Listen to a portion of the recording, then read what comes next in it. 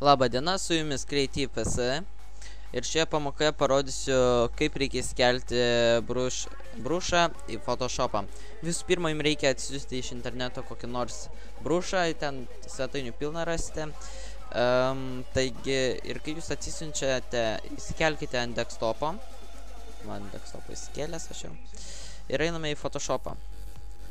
Ir dabar spaudžiame ant tokio teptuko. Paspaudę ant teptuko mes galim paspausti Pencil Tool, Color Replace Tool, Mixer, Brush Tool. O mes paspauskime čia.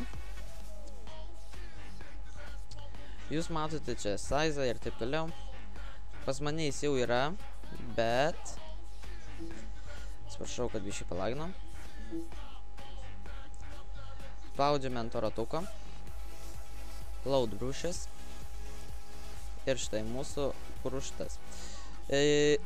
Kur jūs įsikėlite, ten ir žiūrėkite. Patarčiau geriau dėtis ant desktopą, nes bus greičiau ir patogiau. Atidarome jį. Ir štai pas mane vėl tai patys atsirado. Taip pat. Dėkui, kad žiūrėjote. Su jumis buvo Creative PC.